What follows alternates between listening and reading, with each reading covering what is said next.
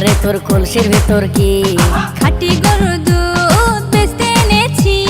তোর বসি মাইয়া রে তোর কলসির ভেতর কি? খাঁটি গরুর দুধ